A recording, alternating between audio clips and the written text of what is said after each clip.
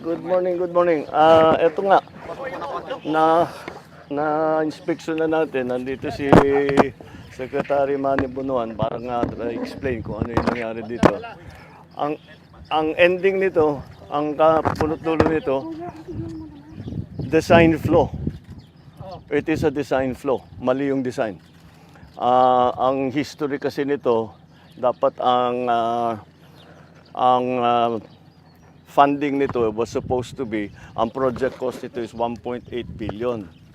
So binawasan to under 1 billion para makamura. Ayan, inayos ngayon, ginawa ngayon yung detailed design. Design is really weak. Dahil kung tutusin ninyo, this is supposed to be a suspension bridge, nakasabit. Ganyan yung arko na ganyan, tapos yung bridge suportado ng kable. Ito lang ang suspension bridge na nakita ko sa buong mundo na hindi kable. At yan na mismo ang bumigay. Ayan, diyan bumigay yung bakal. Kung kable yan, hindi dapat bumigay yan. Tapos yung pag-anchor nung support, tignan niyo doon lang sa baba. Dapat sa taas yan hanggang sa taas para hanggang sa taas para yung buong arc. Ito ang nagsusupport sa kanya. Yan yung bakal na nakikita niyo at saka yung semento. Yan lang ang nagsusupport doon sa buong tulay. So mahina talaga ang design dito. Hindi natin kailangan malaking nung una pa nga ang ginagawa ito kasi naging umabot 900 million natin yung original na budget. Umabot ng 1.2 dahil nag-refit.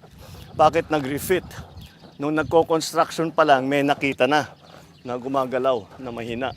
Kaya kailangan balikan at refit. So the whole process is okay naman yung construction, yung contractor sinundan naman ang plano. By the book naman yung kanyang ginawa, up to specifications yung kanilang ginawa. Yun lang, yung specifications mali. So this is a design problem. Napos, this is a 44-ton bridge. Dapat 44 tons ang acceptable load. Yung dalawang truck na yan, yung naiwan yung isa, over 100 tons yan. Dalawa yan ang dumaan. Kaya, ayan ang nga nangyari. Hindi talaga kaya. Ito yata yung una Ito yung bumigay. Wala nang plate Ito. Baka na. Hindi, sumunod na lang. Ito yung una. Ito yung una. Tama. Kaya nakaganyan yan. Hindi dito. Dahil tama. Dito bumigay.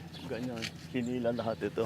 So, wala. We have no choice. We have to go back.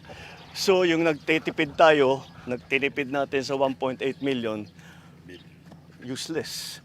Ngayon, babalik na naman tayo, gagastos na naman tayo ng malaki. Papalitan natin yung mga support, parang nagtayo na naman tayo ng bagong tulay.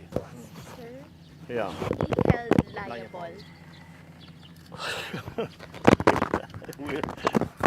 be held liable. I always have a saying, fix the problem, not the blame. Ayusin muna natin yung problema. Believe me, we will find out who is responsible. Who is responsible is basically who made the design. Because their design was poor. Look what happened. And then also, those trucks should never have been on the bridge. So, sino liable dyan? Province. Hindi national to national to. Yeah, we have to be more careful about monitoring yung mga load. Kasi kanya ng problema. Kung 44 tons ang sinasabi, sasakyan mo ng 200 plus tons, medyo hindi nakakapagtaka na ganito ang mangyayari. Alright, okay. Thank you. Thank you, sir. Thank you.